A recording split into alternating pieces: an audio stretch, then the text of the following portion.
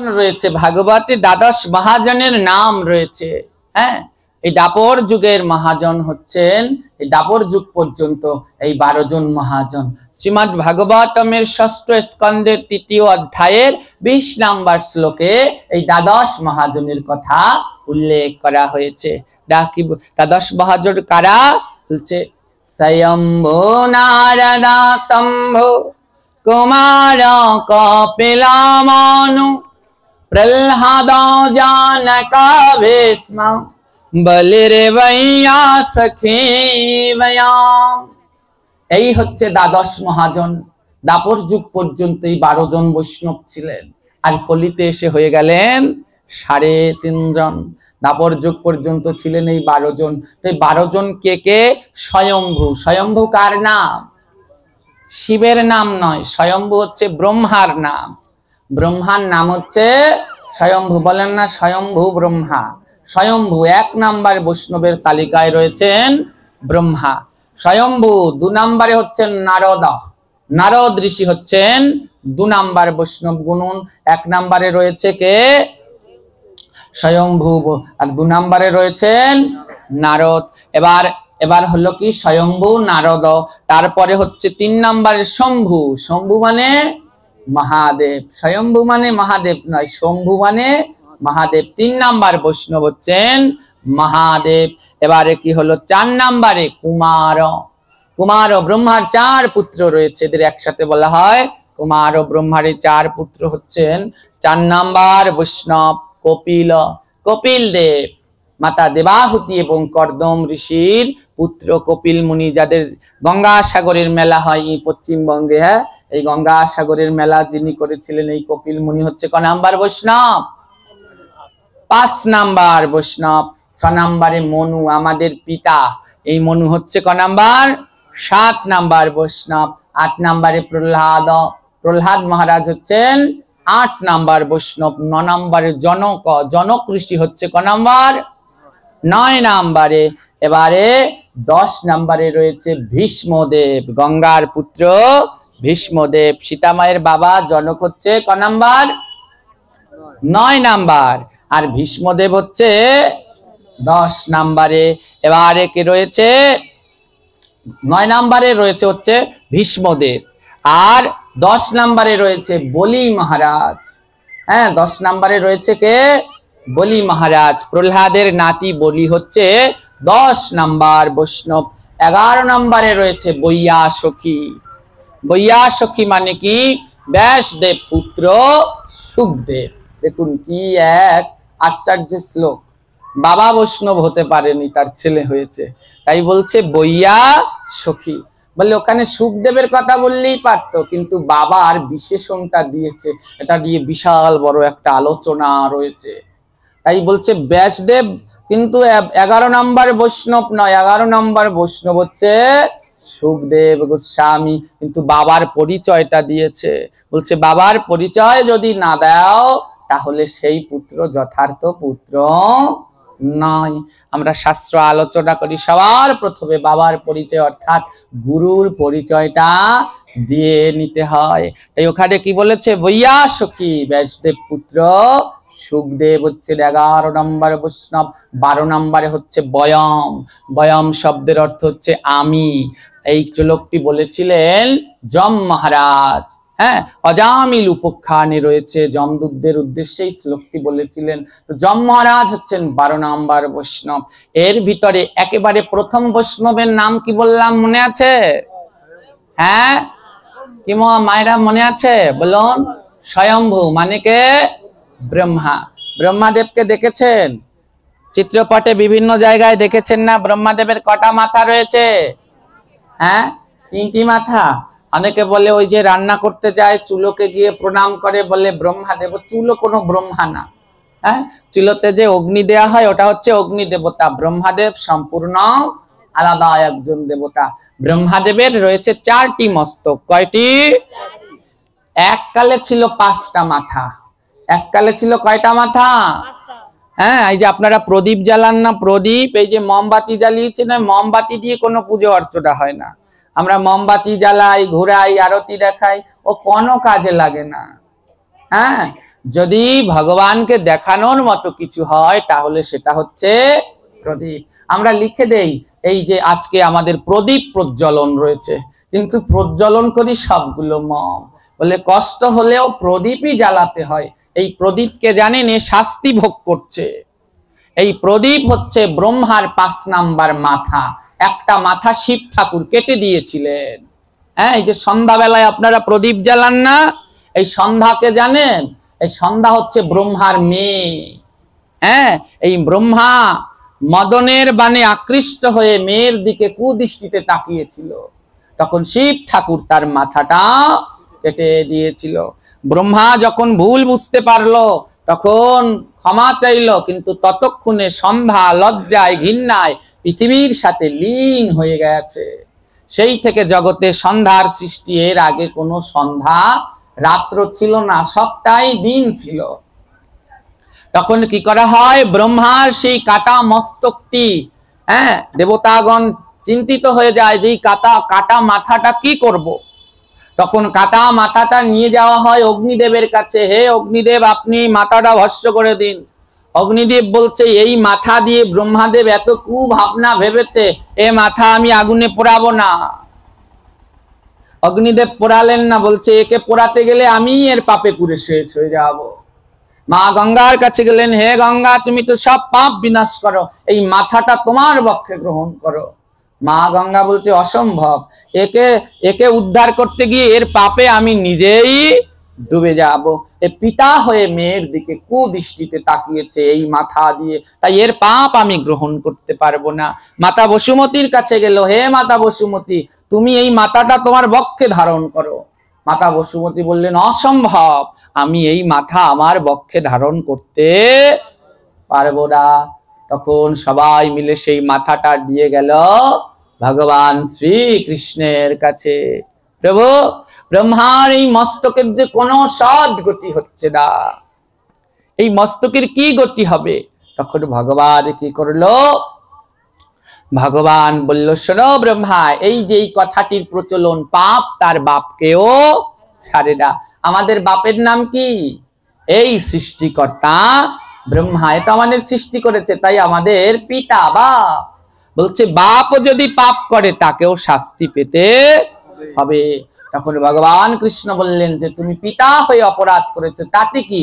তোমার পাপের ক্ষমা নেই, তোমারও শাস্তি পেতে হবে। ব্রহ্মা নিজের ভুল বুঝতে পেরে ভগবানের চরণ তলে লুটিয়ে পড়লেন, প্রভু, আপনি আমায় যে শাস্তি দেন আমি মাথা পেতে দেব, কিন্তু আমার একটা শর্ত রয়েছে। হে ভগবান, আমি যে শাস্তিটা পাই সেই শাস্তিটাও যেন ভগবানের সেবায় লাগতে পারে। আমায় শাস্তি দেন, তাতে আমার আপত্তি নেই, কিন্তু শাস্তি পেয়েও যেন আমি ভগবানের সেবায় লাগতে পারি, আমি যেন আপনার চরণ ছাড়া হই না। ব্রহ্মার মনে হেন দয়া দেখে ভগবান অত্যন্ত সন্তুষ্ট হলেন। তখন কি করলেন, ভগবান ব্রহ্মাদেবকে আশীর্বাদ করলেন, বেশ, ভুল বুঝে কেউ যদি ক্ষমা চায় তাহলে ভগবান তার অপরাধ ক্ষমা করেন, কিন্তু যদি অহংকার করে তাহলে তাকে ভগবান ক্ষমা করে না। তখন ব্রহ্মাদেব কি করলো, তার ভুল বুঝতে পারলো এবং ভগবানের কাছে ক্ষমা চাইলো। তখন ভগবান কি করলো, ব্রহ্মাদেবের সেই পঞ্চম কাটা মাথাটিকে আশীর্বাদ করে দিল, যাও, তোমার এই কাটা মাথা দিয়ে জগতে তৈরি হবে প্রদীপ। ব্রহ্মার এই 5 নাম্বার মাথা দিয়ে জগতে তৈরি হলো প্রদীপ। আর ভগবান বলল, যে জিহ্বায় তুমি তোমার মেয়েকে কুপ্রস্তাব দিয়েছো, এই প্রদীপের সলতে হয়ে ওই জিহ্বাটা চিরকাল জ্বলতে থাকবে।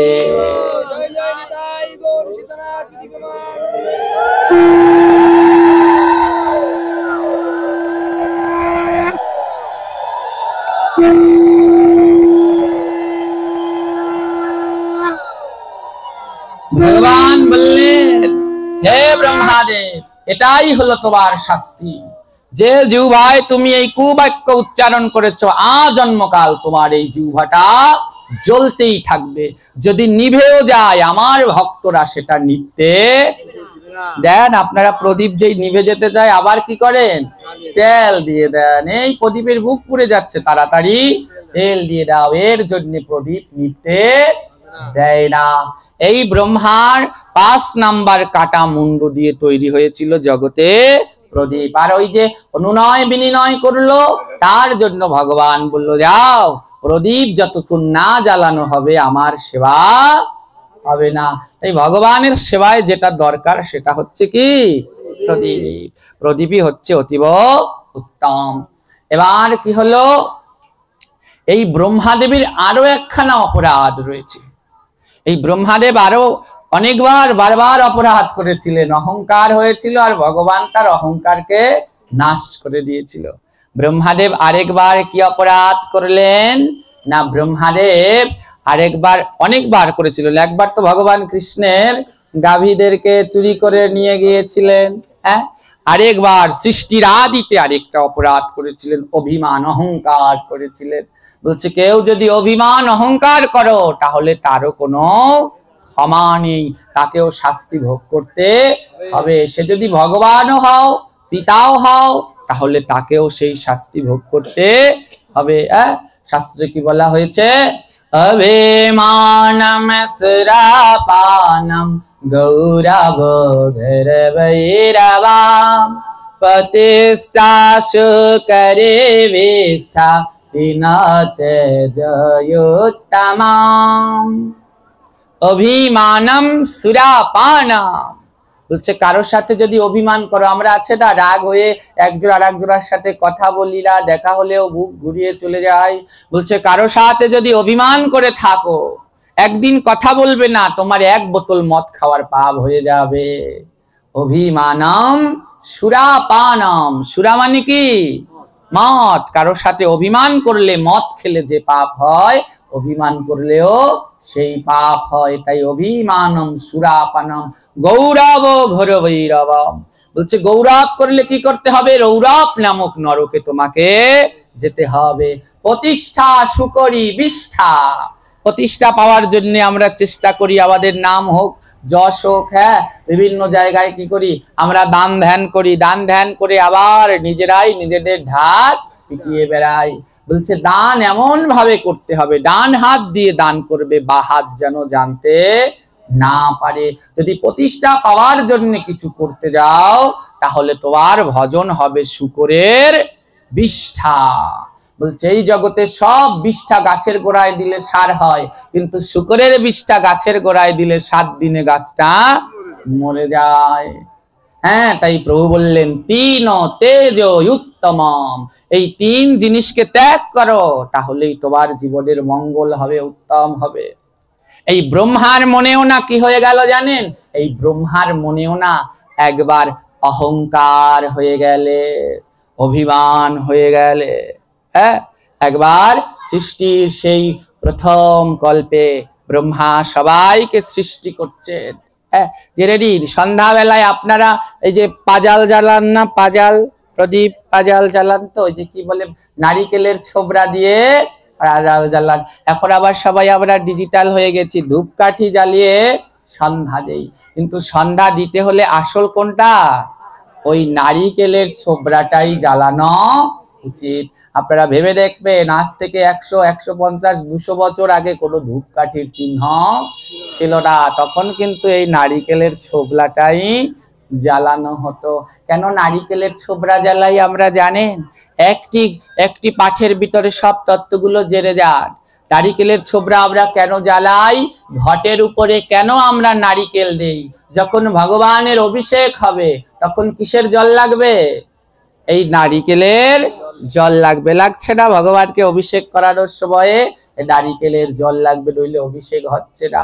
এত জগতে ফল আছে, কোন ফলের ভিতরে ওরকম জল নেই, আছে একমাত্র নারিকেলের ভিতরেই জল আছে। নারিকেলের ভিতরে জল কেন, নারিকেল গাছ থেকে পেরে আনবেন, সব ফলই ভগবানকে এনেই দিতে পারবেন, কিন্তু নারিকেল ঘটের উপরে দিতে হলে আবার তার শীষ লাগবে। শীষ চিনেন, একটা সোজা হয়ে এমন দাঁড়িয়ে রয়েছে, ও শীষ না থাকলে সেই নারিকেল কিন্তু ঘটের উপরে দেয়া যায় না। এই শীষটা কেন লাগে, আর অন্য কোন ফলের শীষ আছে? একমাত্র নারিকেলেই শীষ রয়েছে। শীষ না হলে তাহলে সেই নারিকেল ঘটের উপরে দেওয়া যায় না। পুরীতে কেউ রথযাত্রায় গিয়েছেন? পুরীর রথে আছেন কেউ? গিয়েছেন? পুরীর রথের দড়ি টেনেছেন? হ্যাঁ, রথের দড়ি টেনেছেন? বাবাজি, রথের দড়িটা কি দিয়ে তৈরি করা হয়? নারিকেলের ছোবড়া দিয়ে। বিশ্বের সব থেকে জনসমাগম হয় দুইটি জায়গায়, একটা হচ্ছে পুরীর রথ আর একটা কুম্ভ মেলায়।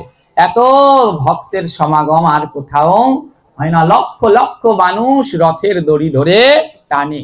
তো ওর দড়িটা হওয়া উচিত ছিল শক্ত লাইলন বা কিছুর, এক একটা দড়ি এইরকম মোটা, হ্যাঁ, কিন্তু সেই দড়িটা কোনো লাইলনেরও নয়, সিলভারেরও নয়, কিছুরই নয়। দড়িটা সম্পূর্ণ কি দিয়ে তৈরি হয়? নারিকেলের ছোবড়া দিয়ে। এর কারণ রয়েছে। হ্যাঁ, আমরা ঝাড়ু দেই কি দিয়ে? নারিকেলের ছলা দিয়ে। একটা কিছু ফেলানো যায় না, এ গাছের গোড়া থেকে সব এর ভগবানের সেবায় লাগে। ঝাড়ু কি খারাপ? হ্যাঁ, অনেকে বলে ঝাড়ু খারাপ, আরে ঝাড়ু দেখে গেলে যাত্রা হয় না, এই সেই বিভিন্নতা বলে। ঝাড়ু কোনোদিন খারাপ নয়। ঝাড়ুর ভিতরে বাস করে লক্ষ্মী। যেইখানে ঝাড়ু দেন সেইখানে কি হয়? পরিষ্কার হয়। আর যেইখানে পরিষ্কার সেইখানে কে থাকে? আর যেইখানে পরিষ্কার নাই সেইখানে অলক্ষ্মী। হ্যাঁ, এবারে যদি যজ্ঞ করবেন, যখন যজ্ঞ করবেন কোন গাছের পাতা দিয়ে আগুন ধরানো হয়? নারিকেল। আরো তো পাতার শেষ নাই। আম পাতা, জাম পাতা এনে জ্বালিয়ে দিলেও তো হতো, কিন্তু জ্বালাতে হচ্ছে কি পাতা? কেন? নারিকেল পাতা জ্বালাই। এর সবগুলো রয়েছে। একবার কি করলো, খুব মন দিয়ে শ্রবণ করবেন। একবার কি হলো, ব্রহ্মার মনে অহংকার হয়ে গেল। সত্যযুক্ত যাকেই ব্রহ্মা সৃষ্টি করে সেই না চলে যায়, সেই কি করে সবটা ত্যাগ করে, সংসার আদি ত্যাগ করে সবটা চলে যাচ্ছে। তখন কি হলো, ব্রহ্মাদেব মনে, বিষ্ণুদেব মনে মনে ভাবছে এরকম যদি সবাই চলে যায় তাহলে পৃথিবীতে সৃষ্টি তো আর থাকবে না। সবই তো যদি সন্ন্যাসী হয়ে চলে যায় তাহলে সৃষ্টি রক্ষা কি করে হবে? তখন কি করলো, ভগবান বিষ্ণু ব্রহ্মাদেবকে ডাকলেন। হে ব্রহ্মাদেব, এটি মার্কণ্ডীয় পুরাণের কথা। তো ডেকে বললেন, হে ব্রহ্মাদেব, সবাই তো এমনি ভাবে চলে যাচ্ছে, আপনার সৃষ্টি সে তো সুন্দর ভাবে প্রকাশ পাচ্ছে না। ব্রহ্মাদেব, ভগবান বিষ্ণু কি বুঝাতে চাইলো, আর ব্রহ্মাদেব অল্পতেই কি হয়ে গেল, রেগে গেল। ওখানে একটা বাণী রয়েছে দেখছেন, রেগে গেলেন তো হেরে গেলেন। ব্রহ্মাদেব রেগে গেল। ব্রহ্মাদেব রেগে গিয়ে কি করেছে, আমার সৃষ্টির ওপরে সংশয়, হ্যাঁ, হে বিষ্ণুদেব আপনাকে দেখিয়ে দেব সৃষ্টি কাকে বলে।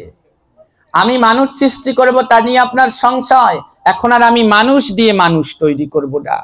আমি এমন মানুষ, এত মানুষ তৈরি করে দেখাবো যে আপনি কল্পনাও করতে পারবেন না। ব্রহ্মাদেব রেগে সংকল্প করলেন, যান আমি সংকল্প করলাম আমি মানুষ তৈরি করার একটা গাছ বানাবো।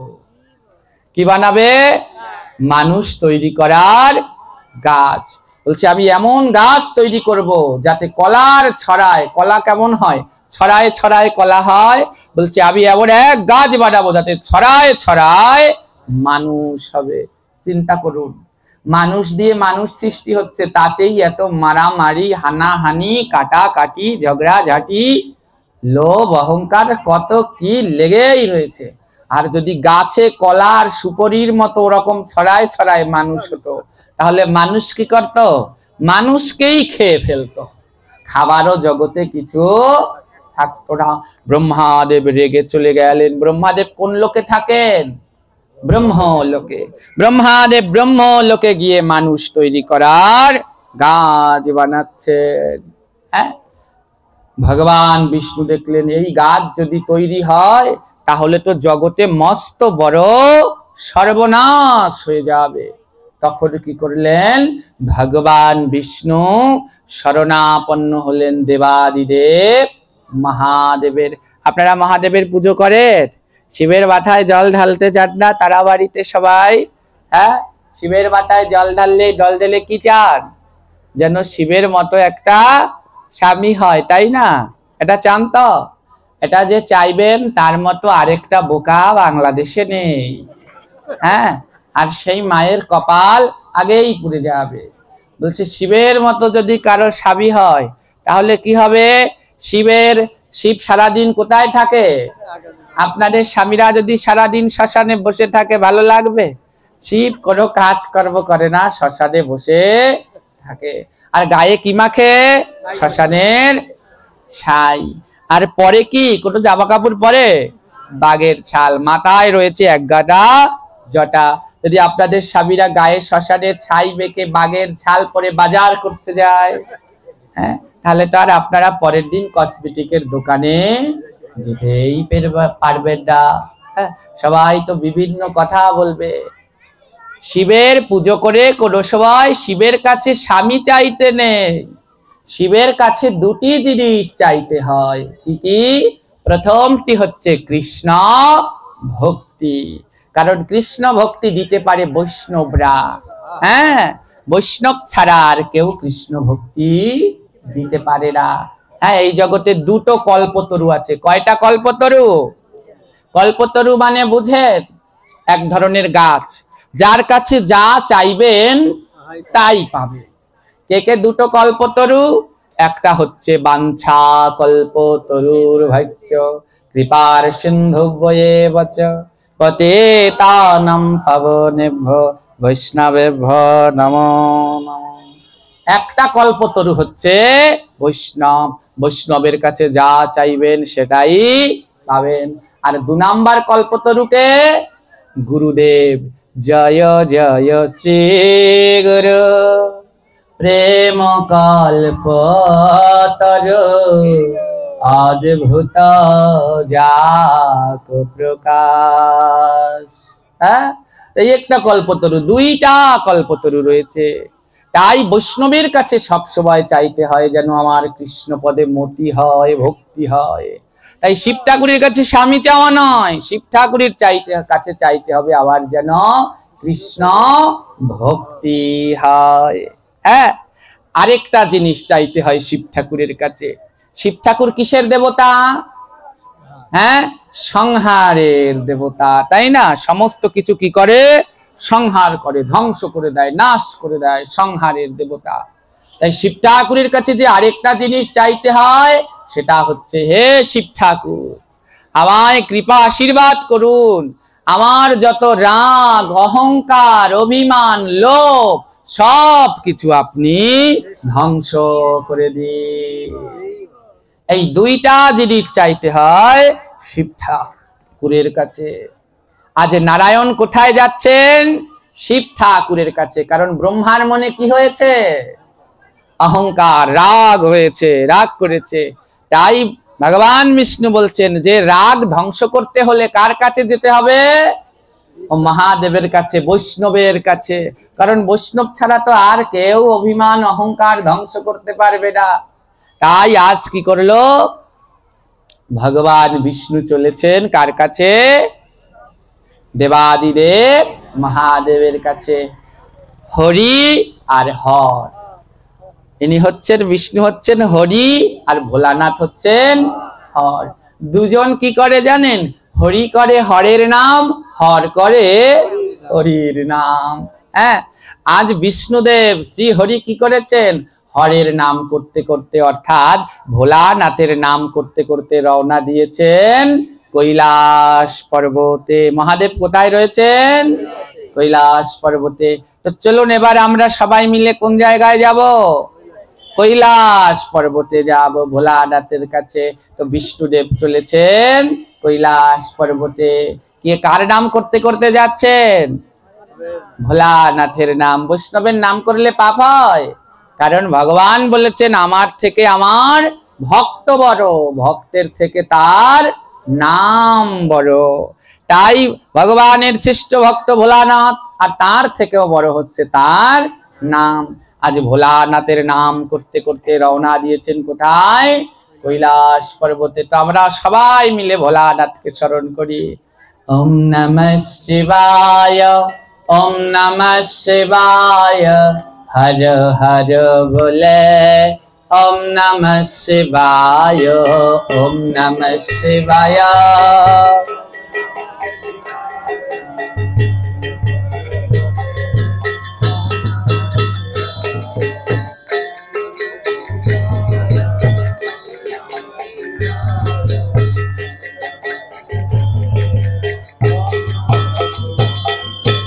ओम नमः शिवाय, ओम नमः शिवाय, ओम नमः शिवाय। सबाई ओम नमः शिवाय, ओम नमः शिवाय।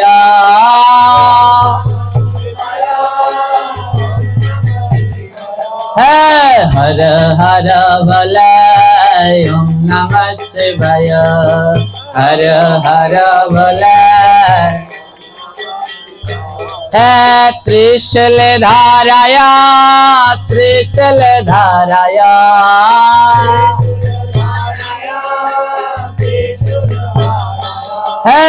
हर हर भोले, त्रिशूल धाराया, हर हर। ओम नमः शिवाय, ओम नमः शिवाय।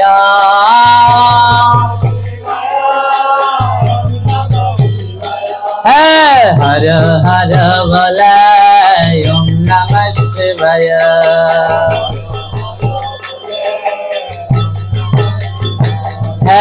डमरू बाजाया, डमरू बाजाया।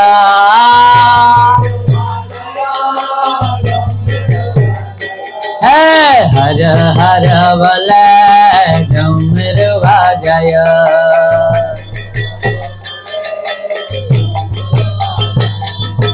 ओम नमः शिवाय, ओम नमः शिवाय।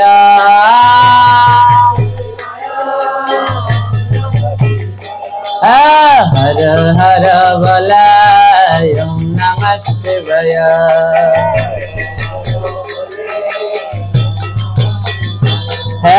गंगा धाराया, गंगा धाराया।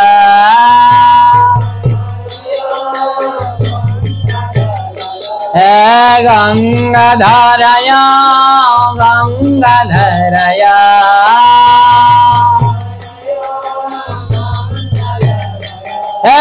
हर हर भोले, गंगा धाराया।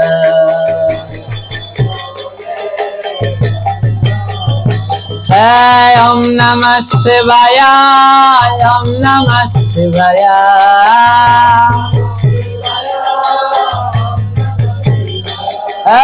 हर हर भोले, ओम नमः शिवाय।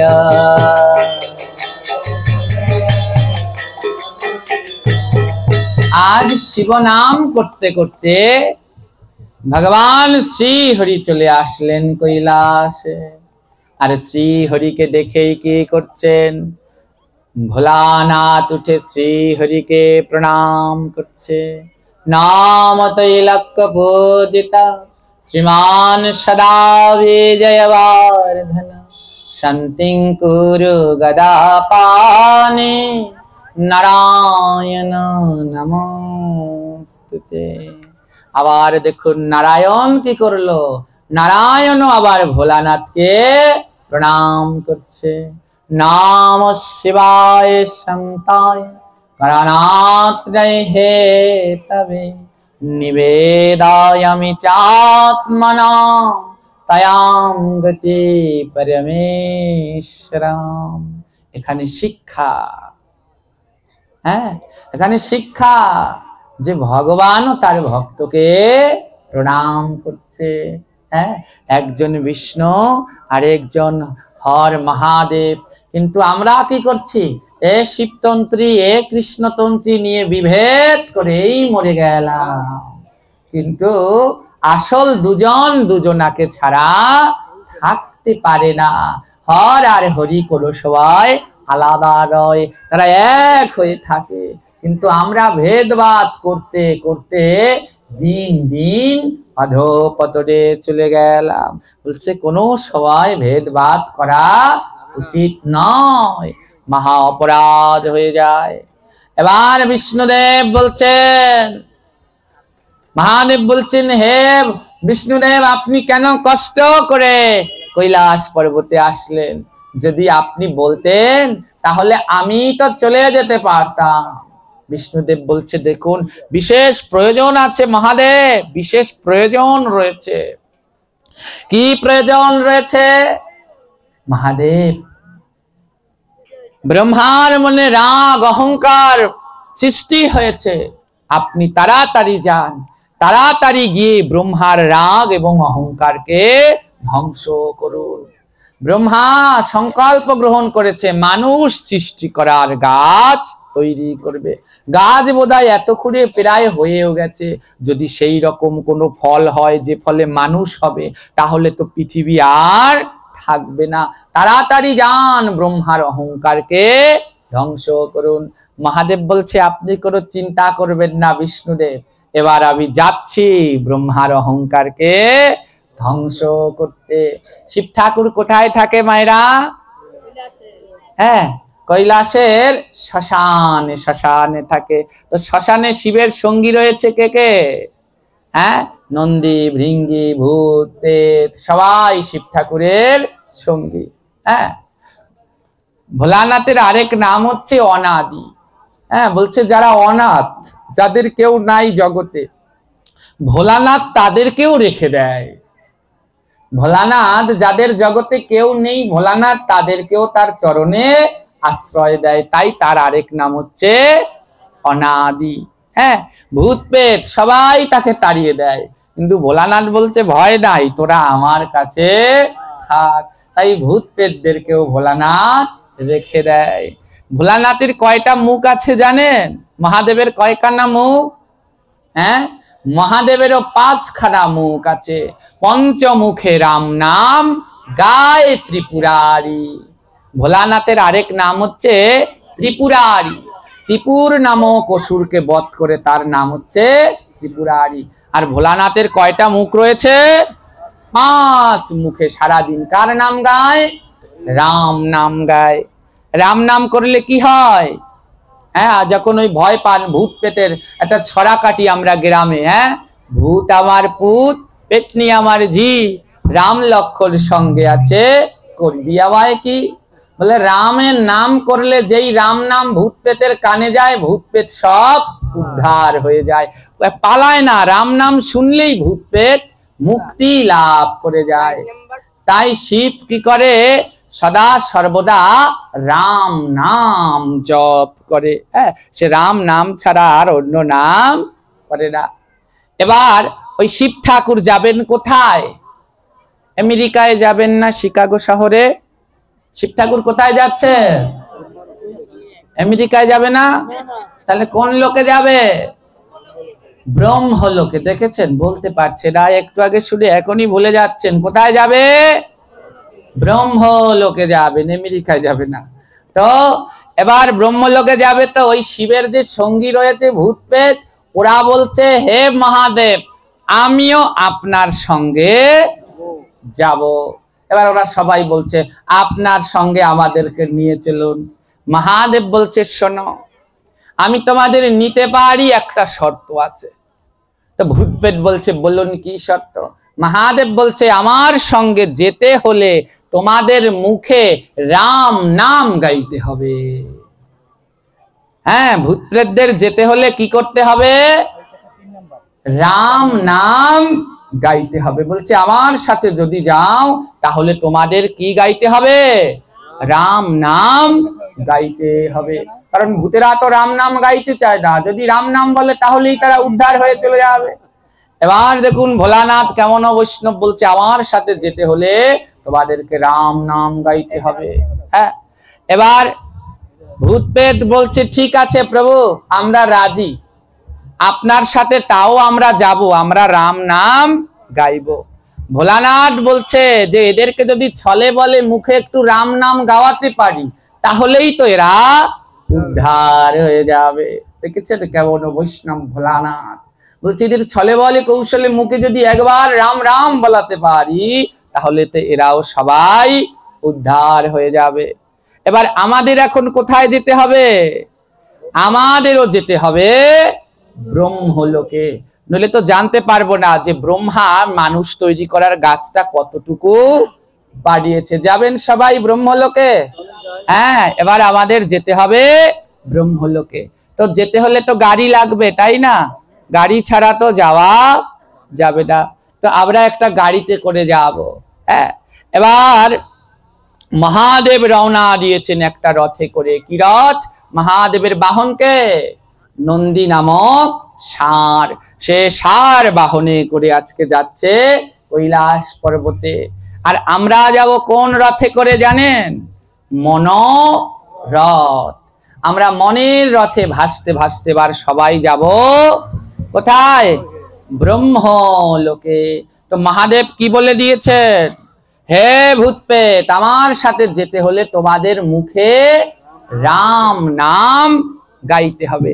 এখানে ভূতপ্রেত আছে? আছেন? একজন আছে, ভূতে ধরেছে। এবার বের করা যাবে। যে মুখে রাম নাম গাইবে না, মনে করতে হবে ওটার সাথেই ভূত বা পেতনি আছে। কারণ ভূত পেতনি তো রাম নাম করে না।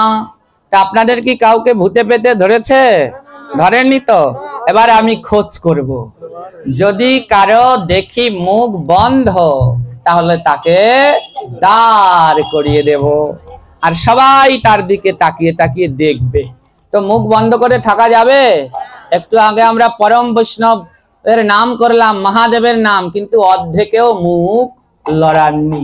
তা আমিও সুযোগে ছিলাম, এবার পালাবে কোথায়? এবার যে মুখে রাম নাম গাইবে না, বুঝে নেব তাকেই ভূতে ধরেছে, আর তাকে সোজা দাঁড় করিয়ে দেব। আর সবাই তার দিকে তাকিয়ে তাকিয়ে দেখবে। এবার মহাদেব রওনা দিয়েছেন ব্রহ্মলোকে।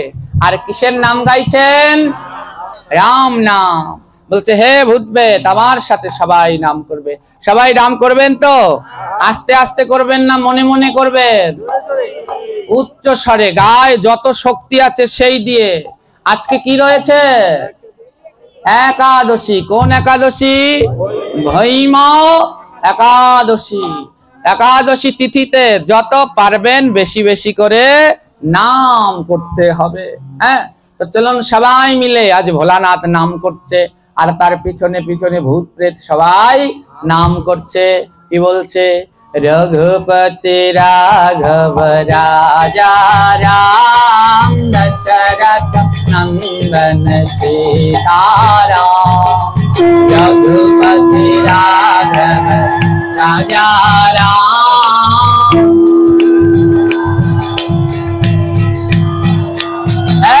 रघुपति राघव राजा राम दशरथ नंदन सीताराम। रघुपति राघव। সবাই হাতে তালি করো, তালি।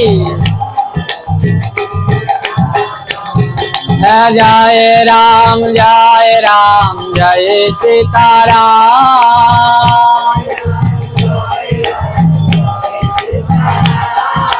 जय राम जय सीताराम।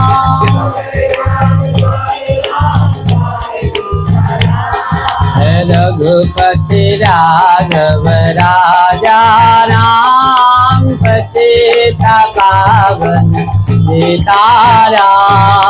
रघुपति राघव। আপনারা নাম করুন, আমি ভূত খুঁজে বের করি, দেখি কাকে ধরেছে। जय राम जय राजा राम।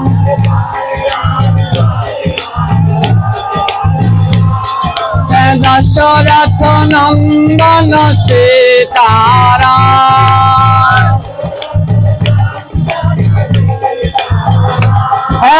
रघुपति राघव राजा राम पतित पावन सीताराम। रघुपति राघव।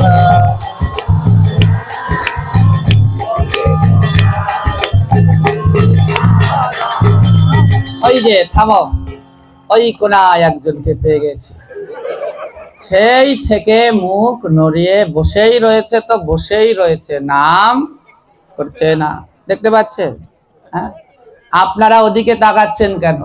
অত মহাদেব বলছে যে মহাদেবের সাথে যে ভূত পেতনি যাচ্ছে না, ওর ভিতরে একটাই নাম করে না।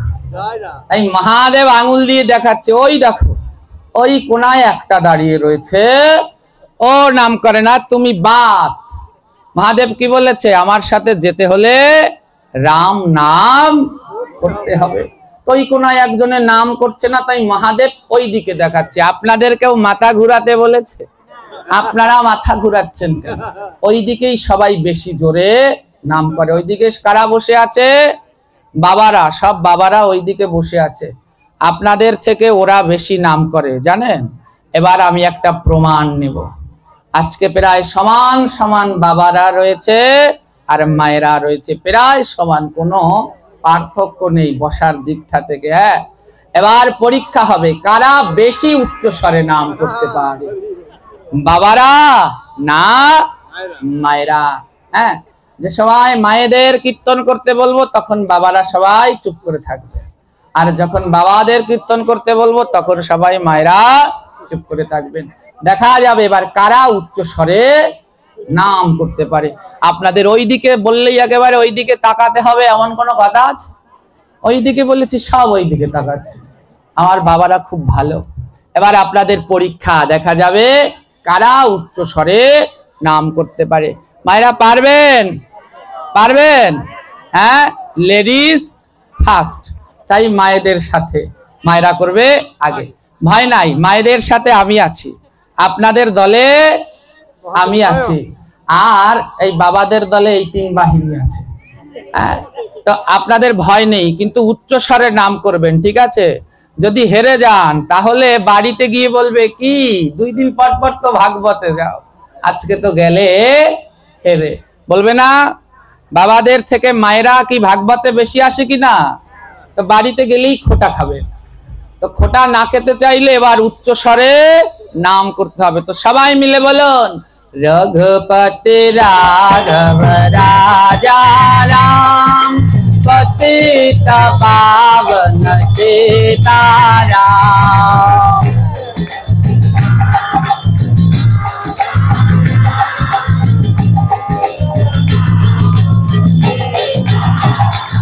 একেবারে ঢাকা ফেল করবেন, এই রকম গাইলে একেবারে ফেল ডাবল 0 পাবেন। আরো সাউন্ড বাড়াতে হবে। হ্যাঁ, সাউন্ড বাড়ানোর আরেকটা উপায় আছে, সবাই হাতে তালি দিবেন, সাউন্ড বেড়ে যাবে। হ্যাঁ, হাত একটাও গুটিয়ে রাখবেন না, সব বের করেন চাদরের ভিতর দিয়ে। ও কটা তো কয়দিন পর শ্মশানে পুড়িয়ে দেবে, দেবে না? একটু কাজে লাগান, একটু হাতে তালি দিয়ে বলুন, রঘুপতি রাঘব রাজা রাম, পতিত পাবন সীতারাম।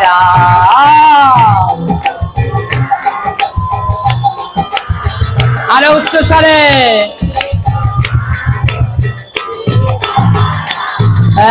জয় রাম জয় রাম জয় রাজা রাম,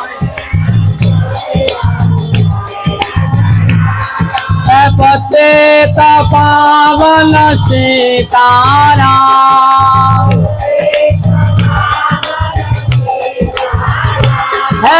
रघुपति राघव राजा राम, पतित पावन सीताराम।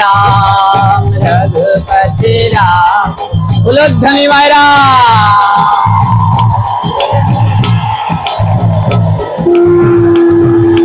राम राम राम जल राम राम राम,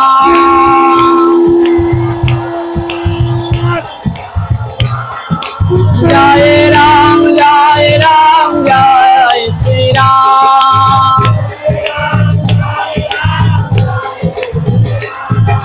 বাহ, ভালোই করেছে। এবার বাবারা, হ্যাঁ, দাঁড়িয়ে আছেন, বসে আছেন যারা, যদি আপনারা মায়েদের কাছে হেরে যান আর রেহাই নাই, আর ভাতটা জল টল দেবে না, প্রত্যেক বেলায় একটা করে খোটা দেবে। হ্যাঁ, এদের দলের লোক আপনারা। সবাই মিলে বাবারা যেন না হারেন। হ্যাঁ, এবার মায়েরা মুখ বন্ধ করে রাখবেন, দেখি এরা কত কীর্তন করতে পারে। তো সবাই মিলে উচ্চস্বরে, যে দাঁড়িয়ে আছো ইয়ং ভাইয়েরা সবাই মিলে, কণ্ঠে তো জোর রয়েছে ইয়ং, সবাই মিলে উচ্চস্বরে বলো জয় রাম জয় রাম জয় রাজা রাম। বলো তালি। জয় রাম জয় রাম জয় রাজা রাম।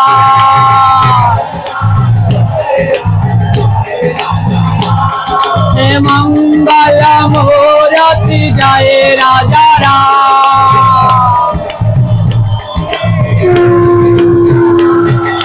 हनुमान सिया जय राजा राम। जय राम जय राम जय राजा राम।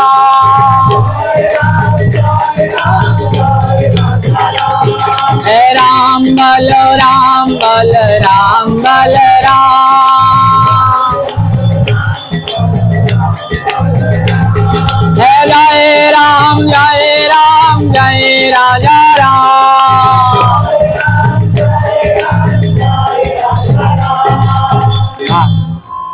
এবার বিচার করতে হবে, কি মনে হয় আমরা জিতেছি না এরা? মায়েরা কি বলে? হ্যাঁ, আরে বাবা রে, যুদ্ধ বেঁধে যাবে। আমি নিরপেক্ষ বিচার করছি। হ্যাঁ, মায়েরা হয়েছেন ফার্স্ট, কি হয়েছে? আর বাবারা হয়েছে প্রথম। মায়েরা ফার্স্ট, বাবারা প্রথম। এবার দুয়ে হলাম কি সমান। এবার সবাই মিলে একসঙ্গে বলি হরে কৃষ্ণ হরে রাম জয় রাম জয় রাম জয় রাজা রাম। হরে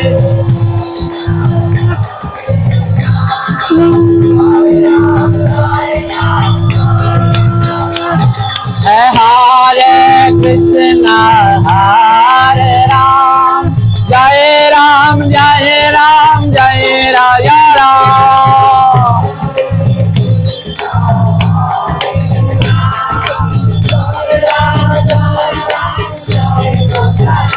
जय राम जय राम जय राम जय राम जय राम जय राम जय राम जय राम जय राम जय राम जय राम। बोले भगवान श्री रामचंद्र जी के। দেখেছো কাণ্ড, এইরকম করে কেউ জয় দেয়? এত আস্তে কেউ বলে? ভগবানের জয় দিতে টাকা লাগবে, পয়সা লাগবে, গায়ের অনেক শক্তি খরচ হবে। তাহলে জয়টা কেমন ভাবে বলতে হয়? উচ্চ স্বরে, তাই না? তো দেখি আবার একটু বলুন তো, বলেন রাধা মাধব কি। সাউন্ডটা আর একটু বাড়ানো যায়? তোমাকে বলিনি, ও যে কারো ওই ভাই বলছে ওকে, ওকে বলিনি, মাইকের সাউন্ডটা আপনাদের সাউন্ড আর একটু বাড়ানো যাবে? হ্যাঁ, বলেন নিত্যানন্দ প্রভু কে, चैतन्य महाप्रभु के, আপন আপন গুরু মহারাজ জি কি। আপনাদের ঘুম আসছে কি? ঘুম আসে নাই? তাহলে আরেকটু বলি, বলবো? এবার কি হলো? ভোলানাথ চলে গেল কোথায় যেন, আমেরিকায় না? কোথায় গেছে? আজকে আমি অসুস্থ তো, দেখছেন একটু পর পর জল পান করতে হতে, ভুলে যায়। তো ব্রহ্মালোক মহাদেব যাচ্ছেন কোন লোকে? ব্রহ্মলোকে যাচ্ছে। এবার ব্রহ্মলোকে যাচ্ছেন। ব্রহ্মাদেব কি যেন বানাচ্ছে, একটা মাটি দিয়ে হাড়ি না পাতিল না, ও সেটাও বানাচ্ছে না? সবই ভুল বলি আমি আজকে। কি বানাচ্ছে? মানুষ তৈরির। এবার ব্রহ্মাদেব ব্রহ্মলোকে মানুষ তৈরির গাছ বানাচ্ছে। দেবাদিদেব মহাদেব এসে উপস্থিত হয়েছে। এসেই কি করলো? ব্রহ্মাদেবকে প্রণাম করে দিয়েছে। আরে ব্রহ্মাদেব ভালো আছেন তো? সব শরীর টরিল ভালো তো? ব্রহ্মাদেবের শরীরের ভিতরে কি চলছে? রাগে গজগজ গজগজ করছে। কারো যদি রাগ হয় তখন যদি তার কাছে মিষ্টি কথাও বলেন কেমন লাগে? হ্যাঁ, বিষের মতো লাগে বলে। তো এরকম এবার কি করছে, ও রাগে গজ গজ গজ গজ করছে। তো মহাদেব কোনো কথাই, ব্রহ্মাদেব কোনো কথাই বলছে না। এবার মহাদেব বলছে, ও ব্রহ্মাদেব কি করছেন? তো ব্রহ্মাদেবের তো একই কথা বলতে ইচ্ছে করছে না রাগে। তো ব্রহ্মাদেব বলছে, মানুষ সৃষ্টি করার একটা গাছ বানাচ্ছি। যখন রাগ হয় এক কথা যদি একজনের কাছে বারবার বলেন তখন কেমন লাগে? তাহলে বিষের থেকে বড় যেটা তেমন লাগে। এবার ব্রহ্মাদেবকে বলে দিয়েছেন মানুষ তৈরি করার গাছ বানাচ্ছি। মহাদেব আবার বললেন, হে ব্রহ্মাদেব কি করছেন? ব্রহ্মাদেব বলছেন, আরে মানুষ তৈরি করার গাছ বানাচ্ছি, এক কথা বারবার জিজ্ঞায়। মহাদেব আবার জিজ্ঞেস করছেন, হে ব্রহ্মাদেব কি করছেন? ব্রহ্মাদেব বলছেন, আরে মানুষ তৈরি করার গাছ বানাচ্ছি, শুনতে পাও না নাকি? মহাদেব আবার বলছে, হে ব্রহ্মাদেব কি করছেন? একই প্রশ্ন বারবার করে যাচ্ছে। আর ব্রহ্মাদেবের গায়ে তো রাগে জ্বলছে। ব্রহ্মাদেব বলছে, আরে মানুষ তৈরি করার গাছ বানাচ্ছি। মহাদেব বলছে, কাজ হচ্ছে ওষুধে। মহাদেব আবার প্রশ্ন করলেন, হে ব্রহ্মাদেব কি করছেন? ব্রহ্মাদেব এবার আরো রেগে গেলেন, আরে মানুষ তৈরি করার গাছ বানাচ্ছি। মহাদেব আবার একই প্রশ্ন করলেন, হে ব্রহ্মাদেব কি করছেন? তখন ব্রহ্মাদেব রেগে মেগে, মাথার কোনো হিতাহিত জ্ঞান নেই, রেগে গিয়ে বললেন, আরে তোমার মাথা তৈরি করছি। ব্রহ্মাদেব বলছেন মহাদেবকে যে তোমার মাথা তৈরি করছি। মহাদেব বললেন, তথাস্তু, আশীর্বাদ করে দিলাম, আপনি যে গাছ তৈরি করবেন তাতে আমার মাথা হবে আর মানুষ হবে না।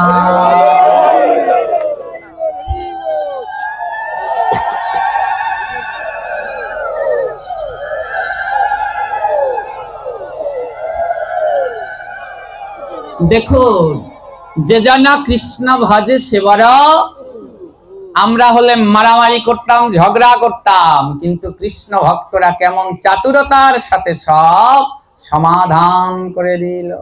বলছে ব্রহ্মাদেব বলছে আপনার মাথা বানাচ্ছি। মহাদেব বলল, তথাস্তু, যাও, এই গাছে আর মানুষ হবে না, হবে আমার মাথা।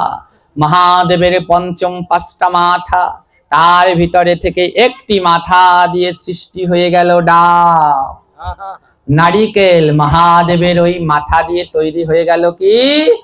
নারিকেল। যখন নারিকেল ছুলবেন দেখবেন নারিকেলের এইখানটায় চোখ রয়েছে, নাক রয়েছে, মুখ রয়েছে, আর মহাদেবের মতো এরকম খাড়া জটা রয়েছে। যখন ছোকলাটা ছাড়িয়ে দিবেন, এটা মহাদেবের মস্তক।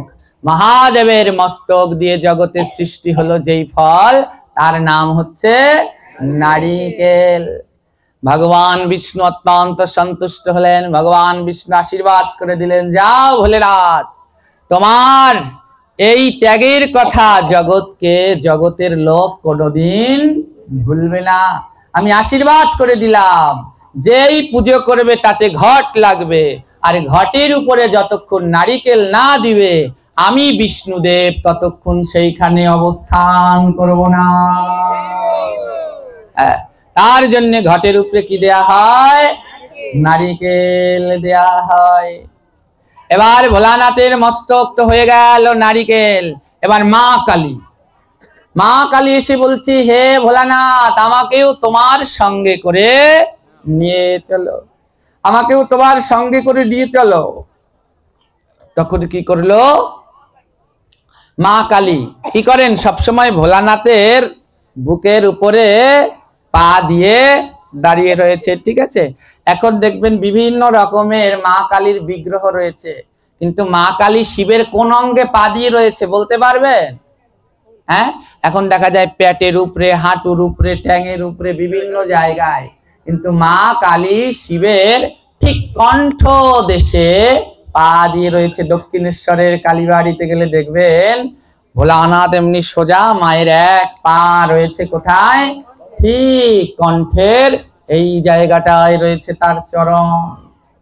তেমনি ভাবে মা কালী তার কণ্ঠের কাছে চরণ দিয়ে দাঁড়িয়ে থাকেন। তো মা কালী বলছে, হে ভোলানাথ, তুমি তো ডাব হয়ে ঘাটের উপরে থাকবে, আমি কি করব? আমাকেও তোমার সঙ্গে করে নিয়ে যাও, আমি যে তোমাকে ছাড়া থাকতে পারবো না। ভোলানাথ বললে, পারবে তো আমাকে আমার সাথে থাকতে? কালী বলছে, হ্যাঁ, আমি তোমার সাথেই থাকবো, এই ডাব হয়েও তোমার সাথে থাকতে চাই। ভোলানাথ বলছে, ঠিক আছে, তুমি যেমন আমার বুকের উপরে পা দিয়ে দাঁড়িয়ে থাকো সোজা হয়ে, তেমনি এই ডাবেতেও তুমি শীষ হয়ে সোজা হয়ে দাঁড়িয়ে থাকবে। তাই ডাবের উপরে কি হয়ে রয়েছে? মা কালী শীষ হয়ে দাঁড়িয়ে রয়েছে। তাই শীষ ছাড়া ডাব কোনো সময় পুজোয় লাগে না। আমরা দেখবেন ডাবের উপরে সিঁদুরের ফোঁটা দেই, ডাবের উপরে সিঁদুরের ফোঁটা দিতে দেই, ওই ফোঁটা দিতে হয় বৃত্তটায়, শীষের মধ্যে ফোঁটা দিতে হয়, ওটা হচ্ছে মা কালী। মা কালী সিঁদুর পায়, তাই শীষে ফোঁটা দিতে হয়, ডাবের উপরে নয়। মা কালী শীষ হয়ে দাঁড়িয়ে রইলেন ডাবের উপরে। এবার কি করলেন? শিব ঠাকুরের সাথে আরো একজন দেবী থাকে, তার নাম কি? গঙ্গা। মাথার ভিতর দিয়ে কি করছে? ঝরে ঝরে পড়ছে। মা গঙ্গা বলছে, হে মহাদেব, আমাকেও আপনার সাথে নিয়ে চলুন। মহাদেব বলছেন, বেশ, তুমি যেমন চিরকাল আমার মাথার ভিতরে থাকতে, তেমনি এই ডাবের ভিতরেও তুমি গঙ্গা হয়ে থেকে যাও। এই ডাবের ভিতরে কি রয়েছে? গঙ্গার মতো নির্মল জল। গঙ্গা জল ছাড়া যেমন ভগবানের স্নান হয় না, তাই ডাবের জল ছাড়াও ভগবানের স্নান অভিষেক হয় না। এবার চলে আসলেন যম মহারাজ। যম মহারাজ এসে বলছে, প্রভু, আমিও তোমার এই লীলায় সঙ্গে যেতে চাই। তখন ভগবান বলল, বেশ, তাহলে তুমি এই ডাবের খোলস হয়ে যাও। মানে আছে, আইচে রয়েছে না, ওটা হচ্ছে জম, জমের মাথার মতো শক্ত। বলছে, তুমি খোলস হয়ে থেকে যাও। ভগবান আশীর্বাদ করে দিলেন, যাও, কলিযুগে যখন আমি চৈতন্য হব, এই নারিকেলের আচা দিয়ে আমি করঙ্গ তৈরি করব, সেই করঙ্গতে করে আমি ভিক্ষা করব। হ্যাঁ, এবার আসলেন পবনদেব। বলছে, প্রভু, আমিও সঙ্গে যেতে চাই। বলছে, তুমি কি হবে? বলে, আমাকে এই পবনদেব, দেবতাদের ভিতরে সব থেকে শক্তিশালী দেবতার নাম কি? পবনদেব। তার মতো শক্তিশালী আর কেউ নেই। আর যার ছেলের নাম কি? পবন পুত্র হনুমান, শক্তিশালী। হ্যাঁ, তো পবনদেব সব থেকে শক্তিশালী। তো বলছে, প্রভু, আমি তো আপনার সেবায় লাগতে চাই, আমাকেও সঙ্গে করে নিয়ে যান। তখন ভোলানাথ বলছে, তুমি শক্তিশালী দেবতা, তুমি গিয়ে কি করবে? বলছে, তাও আমাকে নিয়ে চলো। বলছে, ঠিক আছে, তাহলে তুমি এই নারিকেলের খোসা হয়ে থেকে যাও, মানে নারিকেলের ছোবড়া হয়ে থেকে যাও। পবনদেব বলল, ঠিক আছে, তাও আমি থাকতে চাই। ভগবান অত্যন্ত সন্তুষ্ট হলো যে তুমি ফলের ছোবড়া হয়ে থাকতে চাচ্ছ, যাও, তোমায় আশীর্বাদ করে দিলাম। এই নারিকেলের ছোবড়া দিয়ে তৈরি হবে শক্তিশালী দড়ি, আর সেই দড়ি দিয়ে টানা হবে জগন্নাথের রথ। তাই জগন্নাথের রথের দড়িতে থাকে পবনদেব, শক্তিশালী, তৈরি হয় ছোবড়া দিয়ে রথ। আরো আশীর্বাদ করে দিলেন, এই নারিকেলের ছোবড়া যখন জ্বালাবে আর পবন বাতাসের সাথে মিশবে, যত দূরে যাবে সব শুভ হবে, সমস্ত অশুভ চলে যাবে।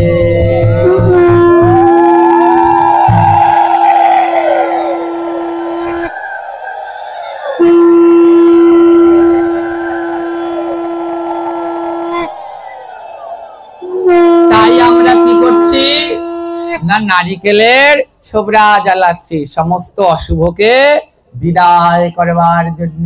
এবার আসলেন মা লক্ষ্মী।